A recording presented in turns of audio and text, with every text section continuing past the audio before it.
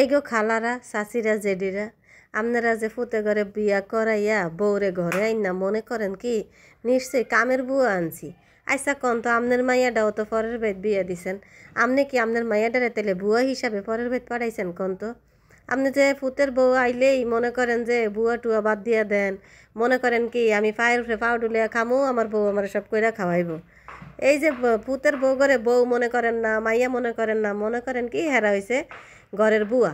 আমরা রেস্ট নিব কিন্তু ঘরের বউ রেস্ট নিতে পারবো না। ঘরের বউ দুপুরে একটু ঘুমাইলেও আপনাকে যদি গাও জ্বলে তাইলে কেমন হইব? কারণ আপনার মাইয়াটা যেমন ঘরের বউটারও তো আপনার হেমনই মনে করতে হইব। আপনার তো চিন্তা করতে হইব যে আপনার মাইয়াটারও আপনি পরের বেদ পাড়াইবেন বা পাড়াইছেন। তাইলে আপনার মেয়েটা যেরকম সুখ চিন্তা করেন তা পরের মেয়েটারও তেরকম সুখ চিন্তা করবেন। কোন আপনি কি আপনার বউটার একটু আপন করে নিতে পারেন না? পরের মাইয়ারা মা বাপ ভাই বোন সব ফালাই আছে আপনার বাড়িতে এসে একটু ভালোবাসার লিগেই তো, খাওয়ানোর অভাবে তো আর বিয়া দেয় না বাপ মায়। তাইলে হ্যাঁ পরের মাইয়াটারে একটু নিজের মাইয়া একটু ভাবতে পারেন না?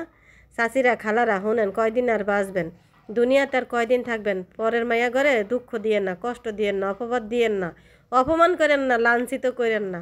তারা খাওয়ার অভাবে আপনার বাড়িতে আসে নাই, তারা সংসার করতে আইছে আপনার বাড়িতে, বুঝছেন? তা করে পরের মাইয়া ঘরে বুয়া না মনে কইরা নিজের মাইয়া মনে করেন। তাইলে মনে করেন আপনিও সংসারে ভালো থাকতে পারবেন, বউও ভালো থাকতে পারবো। আর আপনি যখন বয়স হয়ে যাব দেখবেন কি আপনার পুতের বউ তখন আপনার অনেক সেবা যত্ন করছে।